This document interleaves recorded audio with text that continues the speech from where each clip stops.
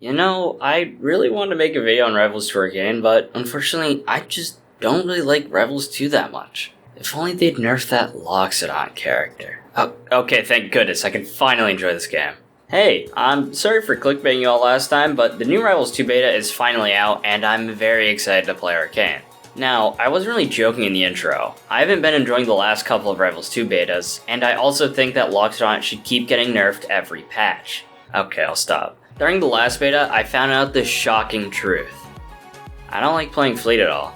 I dabbled with Rana on the last day of the last beta and ended up having a lot more fun. Being able to approach easily using movement projectiles while having really explosive and expressive combos was such a nice change of pace that I wish I realized I wanted before I spent $10 on the summer Fleet skin.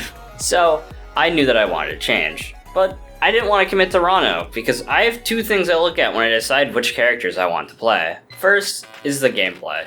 This changes a lot depending on the game I'm playing, but generally, they have an interesting game plan that involves projectiles and heavily punishing the opponent's mistakes. And while Rano has that, he doesn't have the second aspect, aesthetic.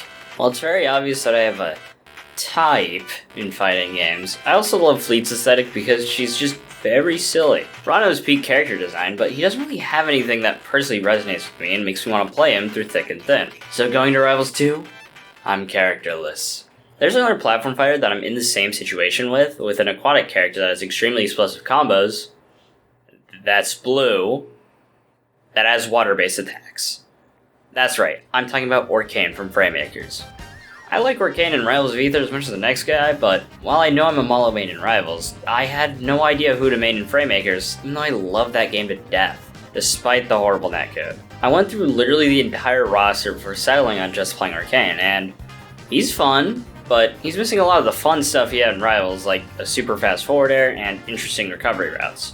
So, when I was watching Evo and saw how good those aspects of his kit were, I had a clear goal in mind.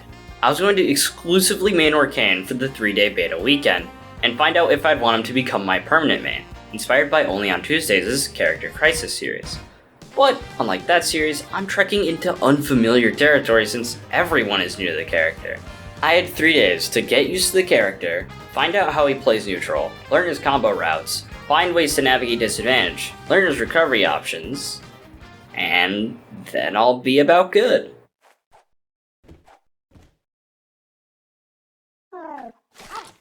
Day 1 of Orcane purely involved me getting used to him, and there were a few things that clicked with me instantly. His recovery felt very natural, down strong was, well, still down strong, and because of how slippery he was, his wave dash felt very similar to other characters in Rivals of Ether. However, there were some very weird hurdles I had to get over that I did not expect. Orcane in Rivals of Ether has the stigma of being easy because he has very spammable moves that are very rewarding on hit. His down tilt is so fast and usually leads into a combo when it connects, along with most of his other spammable moves on the ground. To combat this in Rivals 2, the dev team added sour spots to his down tilt, which actually makes him a really precise character. Down tilt needs to be used close to the opponent as the sour spot can be easily CC'd and DI'd away from. This is understandable because max range down tilts on shield are pretty safe, and getting a full combo off of a move like that on Orcane of all characters would be pretty silly. The other grounded move that got hit in the transition to Rivals 2 was up tilt. Up tilt has always had a sweet and sour spot in Rivals, but in that game, the sour spot wasn't entirely useless like it is here.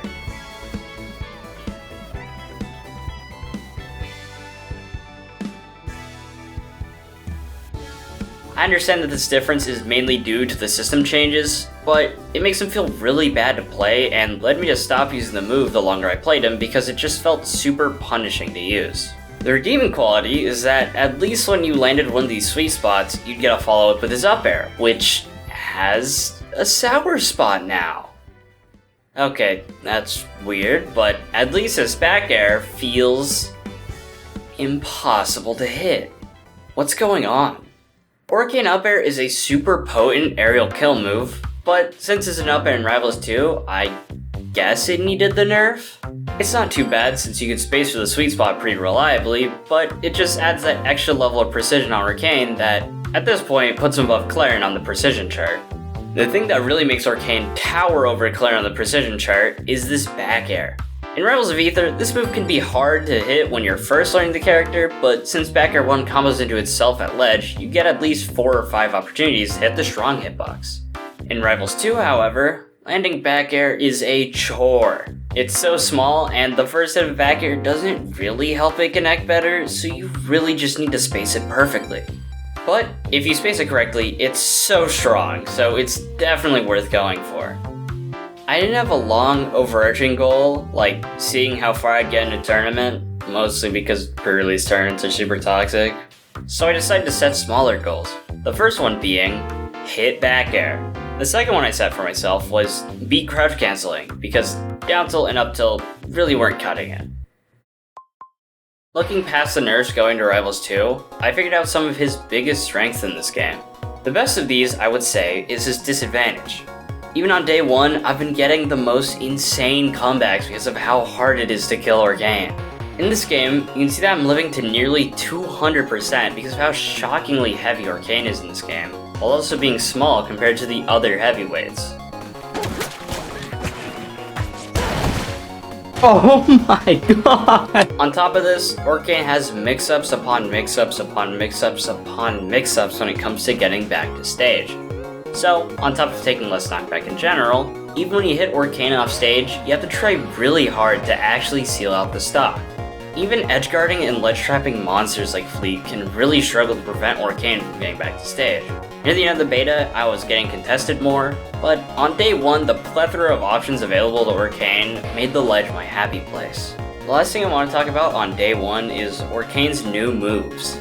And by new moves, I mean ledge special, because I don't like his pummel or get up special that much. Pummel and get up special are situationally good, but ledge special is just amazing.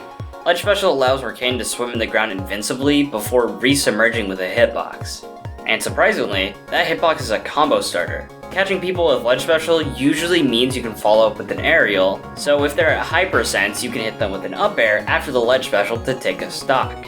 This is hard countered by just shielding, so can't go for it all the time, but having it as an option makes Orcane's ledge game just that much better. Figuring out these changes was where the majority of my time in day 1 was spent, aside from pulling off some build-up air combos against my friends. Yes! What?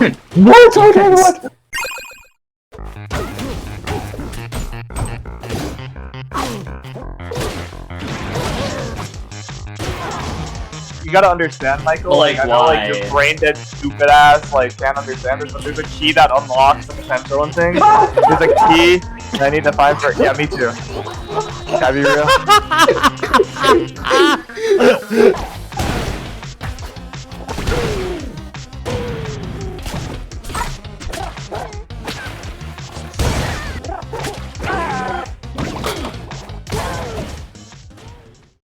Day 2 wasn't nearly as eventful as day 1. It was just finding more routes in my punishes and... Hey, what's that?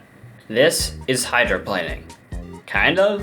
I don't exactly know. Apparently hydroplaning is just when you cancel a turnaround with a strong attack, but in Rivals 2 you can get some insane hydroplane-like distance just by turning around and either grabbing, shielding, parrying, or spot dodging. The spot dodge variant being insane and causing him to slide across nearly the entire stage. I'd been doing this since day 1, and it's very funny. I think that at a high level this gives Orcane a lot of unpredictable options, but just starting out, I didn't pay attention to it too much, just trying to refine my core gameplay more. Progress on my current goals was looking pretty solid. I was finding some more combos into back air, even though I couldn't connect them reliably yet. My goal to overcome crouch canceling has progressed, now seeing me incorporate grabs a lot more in my low percent neutral game. I don't love this being my go-to, so I was looking for more options like up air or down air, but for now, grabbing was my best option. Holy shit. I'm walking up across the stage like...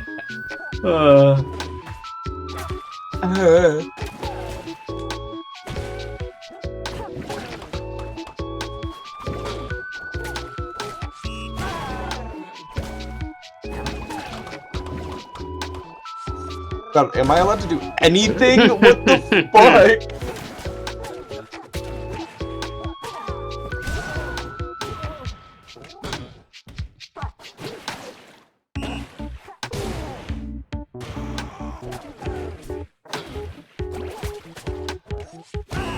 Oh my god.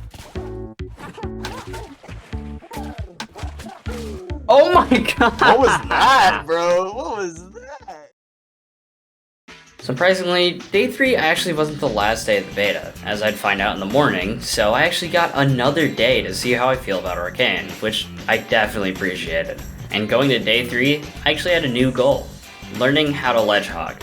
I'd seen people online saying that Rivals players don't edgeguard properly in this game, which is a bit fair in my case, because I only really covered high recoveries or tried to spike someone off stage, not really trying to ledge hog at all. So, I did some research, and found the best / easiest way to grab the ledge in this game, which was to dash turn into a shield. This causes you to slip off the ledge and grab it almost immediately. You could probably do it faster by wave dashing, but I saw players in tournaments doing it, so I thought that I should do it as well, and I saw immediate results. If you're playing this game and are having trouble closing out stocks like I was, I definitely recommend trying this because it forces your opponent to take bigger risks while recovering and puts you in a good position to punish what they do. I only tapped into it on a very surface level, not doing it consistently and not refreshing my invincibility correctly, but it's so worth it that this is probably going to be the main thing I improve on going into future betas. I also found something interesting with Architect on this day that I haven't really seen anyone talk about, probably because I'm not in the Orcane Discord. Orcane can B-reverse his neutral special on the ground while still shooting it forwards, creating some tricky spacing mix-ups if you're consistent with it. Having control of snapback, I am less inconsistent with it, so it was just a funny option that we were speculating would be used by top-level Orcane players in the future. Then, we looked at hydroplaning on platforms. It was very disappointing. But then we tried using neutral special off the ledge, and oh my goodness! I've since been informed that this looks pretty similar to voodoo dashing in melee / PM, but I found this, so I decided that it will be called Kolbajxc and Architect's super cool awesome technique with Orcane that makes you go super fast off of a platform or the ledge by using droplet during a run turn and slipping off the ledge or platform during neutral special. Voodoo dashing for short.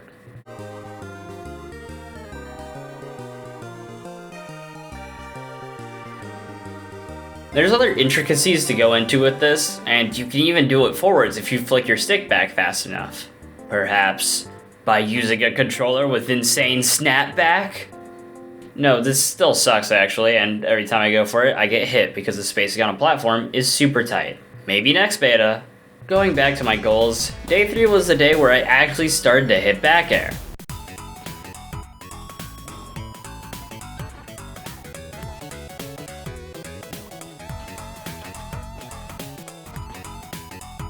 I hit back air now, holy moly. 3 days of Orcane, 20 hours probably. We hit back air. How does Fleet feel?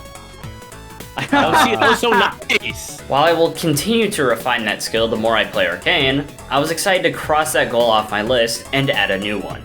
Become the sickest Orcane in Rivals 2 by harnessing the power of back air 1. I landed a super sick clip using back air 1 on day 2, and I really wanted that to become a consistent part of my game plan. I felt pretty confident that I could attain that goal by the end of day 4, but something happened.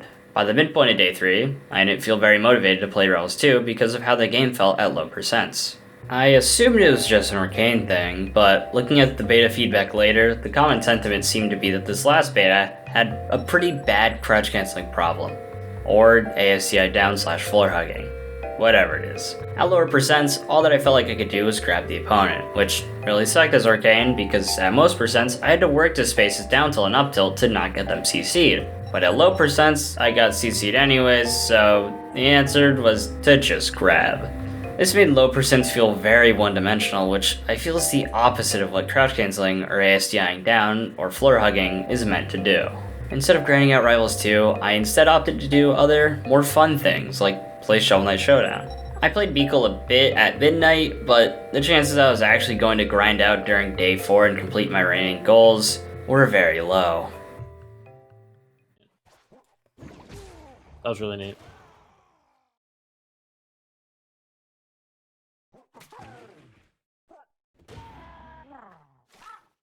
I only got like 4 good clips on day 4. My motivation to play Rivals 2 is at 0, like at the end of every other beta weekend. I thought that Orcane would help, but yet again I just don't feel like playing. I don't feel like improving. maybe Rivals 2 just isn't the game for me. I'm playing hard, baby. Look at my Orcane go. We're 2 hours past the beta closing. We're both criminals.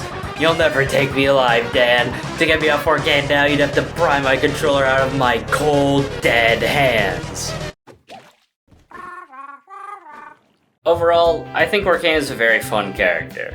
His unique mechanics, including his slipperiness, give him a very distinct and fun approach to all of the new systems seen in Rivals 2, namely shields and ledges. His stealth being so weak in CC is kind of a bummer, but looking at the response to this beta, that's probably gonna change. Plus, there's still other options that I didn't fully explore to beat CC, so it's not 100% factual that Orcane can't contest CC without grabbing. In my opinion, having not played in tournaments or looked at much top-level Orcane play, I don't think Orcane really needs any changes in his current state. I'm really excited to see how Orcane settles into the meta as players push him farther and farther. I'll probably be playing Orcane into the next beta, but I'm not fully sold on him becoming my permanent main. Going to this beta with the goal of getting as good as a specific character as I can was actually a really big motivator and probably the most fun I've had playing Rivals 2. So maybe you'll be seeing one of these videos next month with Ron or Fleet. But for now, thanks for watching. That was my entire experience with Orcane Rivals 2, but now it's time to go back to Rivals 1. I have some really exciting ideas for videos that I'm looking forward to making that hopefully shouldn't take another month. Stupid! Who did that, news? Stupid idiot! Get out of my stage!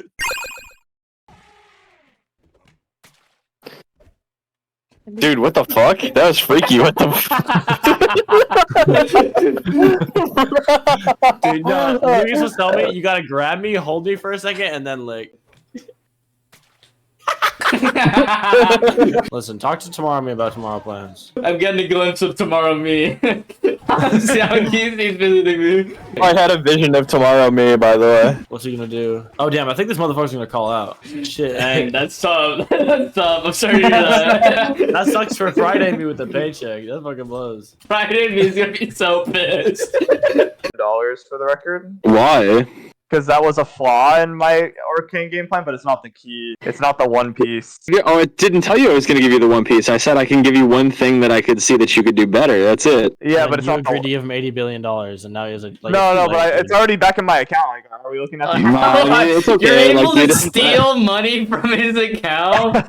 No, dude, like, it's okay. And everything, I already put it in my Roth IRA, so, like, good luck getting that shit out, dog. I already bet it all on boats, dude. I don't know what to tell you. Bet it on boats. This dude went to the horse races, man. He bet it on the slowest, most crippled horse whiskey sour. But the bonus was ×5, guys. Like, No, but actually, like, can we, like, the odds are in my favor there. I don't think you like, realize. you could double his money, dude. Oh.